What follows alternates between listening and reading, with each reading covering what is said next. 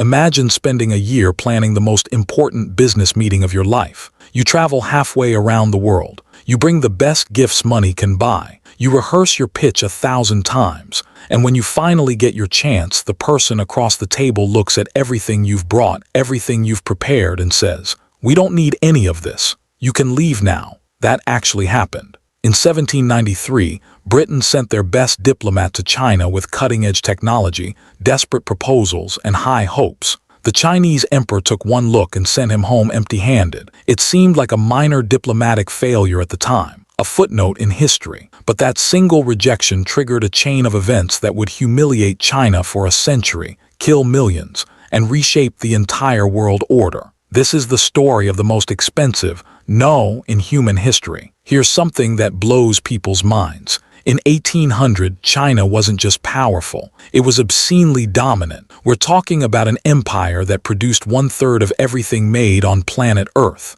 One country, 1/3 of global economic output. London had 1 million people. Beijing had 1 million people just living inside the Forbidden City complex. Europe was a collection of squabbling kingdoms. China was a unified empire that had been running for over 2,000 years. Europe was just figuring out factories. China had invented paper, printing, gunpowder, the compass, and porcelain centuries earlier. So when European ships started showing up on Chinese shores in the 1500s and 1600s asking to trade, the Chinese reaction was basically, "Sure, whatever. Stand over there. Follow our rules. Don't embarrass yourselves." But there was a system to this, a very specific system that had kept Asia stable for centuries. The Chinese called it the tributary system, and understanding it is the key to understanding why everything went so catastrophically wrong. Picture a map, but not the kind you're used to. In the Chinese worldview,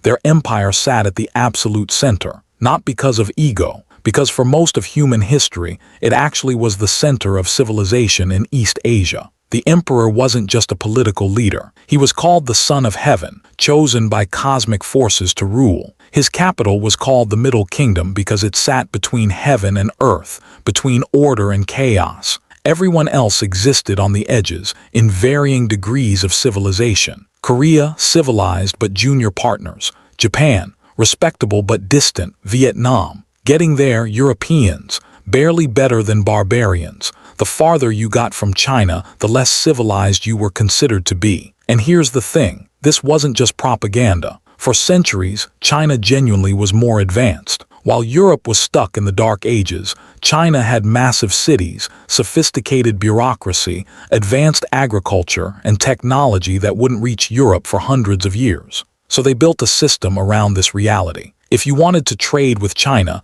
you had to admit you were inferior. You had to send ambassadors with tribute gifts to the emperor. Your envoys had to perform the kowtow, a ritual where you kneel 3 times and slam your forehead into the ground 9 times. You were literally bowing down to Chinese superiority. In return, the emperor would graciously give you gifts back, usually worth more than what you brought, and grant you permission to trade at specific ports under strict supervision. This wasn't negotiation. This wasn't diplomacy between equals. This was the cosmic order made manifest. And it worked. It kept East Asia relatively peaceful for centuries. It regulated trade. It established clear hierarchies. But it also created a massive blind spot. Because when you're convinced you're at the peak of civilization, you stop looking for the next mountain. By the 1790s, Britain had a problem. They were addicted to Chinese goods. Tea, silk, porcelain. British society ran on Chinese tea. We're talking about millions of pounds imported every year. But China didn't want anything Britain produced.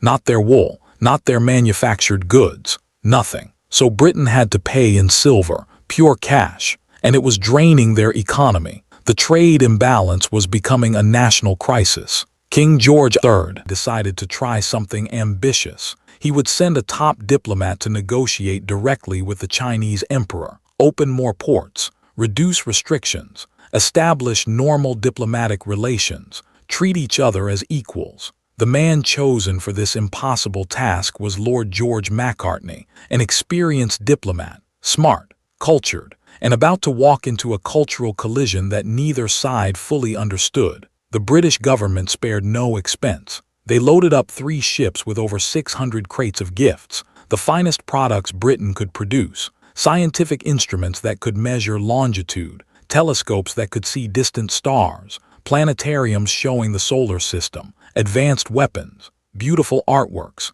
clocks so precise they could tell time in multiple cities simultaneously. It took 90 wagons and 200 horses just to move all this stuff once they landed in China. The British were showing off. They were saying, "Look at what we can do. Look at what we've achieved. We're not barbarians. We're your equals." The convoy traveled through China for weeks. Everywhere they went, curious crowds gathered. Chinese officials treated them politely but made it clear these were foreign tribute bearers coming to show respect to the emperor. When they finally reached the imperial court, the first battle began, and it wasn't about trade or politics. It was about kneeling. Chinese officials informed Macartney that he would need to perform the full kowtow before Emperor Qianlong. 3 kneelings, 9 prostrations, forehead to the floor. Macartney refused. He said he'd bow on one knee the same way he'd bow before his own king. But the full kowtow? Absolutely not. That would mean admitting Britain was inferior to China. It would mean accepting tributary status.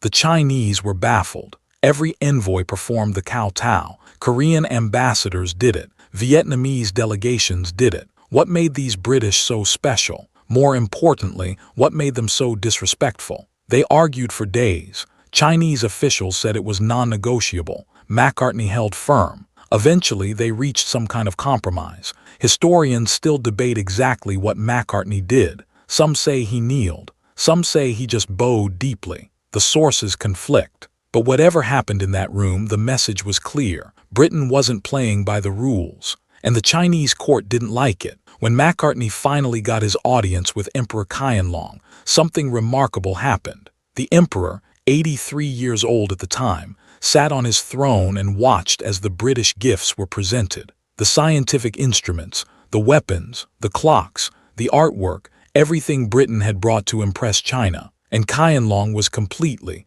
utterly unimpressed. Chinese records from the court describe British goods as curious toys and strange trinkets. One official wrote that British people like to show off their clever skills, but produce nothing of real value. The emperor had craftsmen who could build similar things, he thought, or he simply didn't need them. China had everything it required. Why would they need foreign goods? When it came time to respond to King George's requests, opening more ports, establishing embassies, creating equal trade relations, Qianlong's answer was a polite but firm no to everything. He wrote a letter to King George that's now famous among historians. It essentially said, "You live far away across vast oceans. You've shown admirable respect by sending this mission, but we have no use for your manufactured goods. China possesses everything in great abundance. We don't need products from foreign barbarians. As for your requests to change our trade system, that's impossible. It's against our traditions. One port is generous enough. Be grateful for what you have." The letter ended with something that must have stung. "Do not fail to respect my wishes." Macartney was dismissed. The mission was over. After a year of travel, months of preparation, and a fortune spent on gifts, Britain got nothing. No trade concessions. No diplomatic relations. Nothing. From the Chinese perspective, this was perfectly reasonable. Another barbarian kingdom had come seeking favor. They'd been polite. They'd been generous. Case closed. From the British perspective, this was humiliating and infuriating. They'd been treated like primitive tribesmen bearing tribute instead of representatives of a major power. Here's what makes this moment so tragic. Both sides were completely blind to what the other represented. The Chinese looked at British technology and saw toys. They didn't see the Industrial Revolution. They didn't see that Europe was in the middle of a transformation that would make it the dominant force on Earth within just a few decades.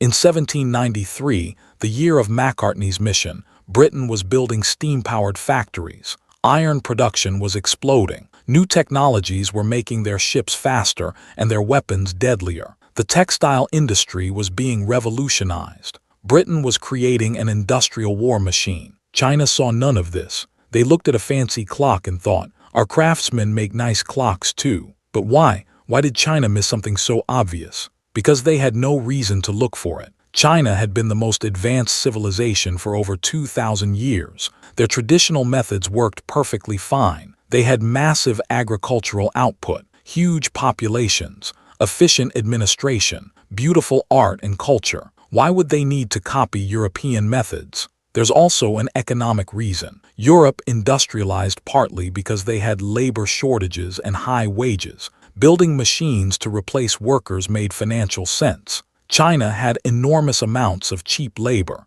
They didn't have the same pressure to mechanize. So China stayed comfortable with their traditional ways, and comfort became complacency. Complacency became blindness, and blindness became catastrophe. Britain left that meeting angry and humiliated, but they didn't give up on Chinese trade. They couldn't afford to. Their economy was too dependent on Chinese goods. So they found another way, a darker way, a way that would poison millions of Chinese people and trigger the worst century in Chinese history. By the 1830s, British merchants were flooding China with opium, industrial quantities of drugs grown in British-controlled India, smuggled into Chinese ports, and sold to anyone who would buy. Within a few years, millions of Chinese people were addicts. Silver that should have stayed in China's economy was flowing out to pay for drugs. When China tried to stop it, Britain declared war. And that's when Chinese officials realized their terrible mistake.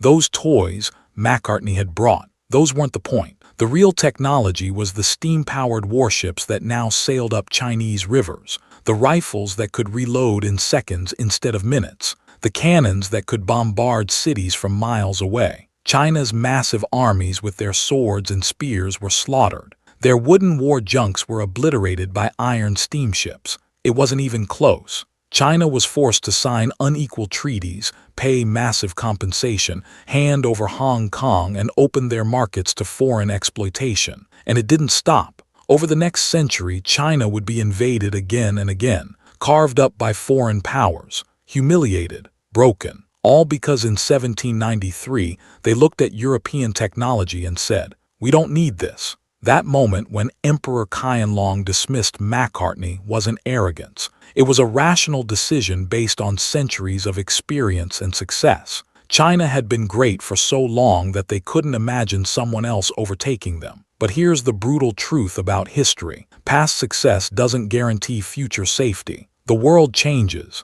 Technology advances. And if you're not paying attention, if you're too comfortable in your dominance, someone else will pass you by. China learned this lesson the hardest way possible. It took them over 150 years to recover from that moment of dismissal. The memory of that century of humiliation still drives Chinese policy today. The next time you hear about China's massive military buildup, their obsession with technology, their refusal to ever appear weak, remember, it all goes back to that day in 1793 when they looked at the future and said, "No thanks." Sometimes the most expensive thing you can do is say no to something you don't understand. If this story gave you a new perspective on history, smash that like button and subscribe for more deep dives into the moments that changed everything. What do you think? Was China's rejection of Europe rational or arrogant? Drop your thoughts in the comments. Thanks for watching, and I'll see you in the next one.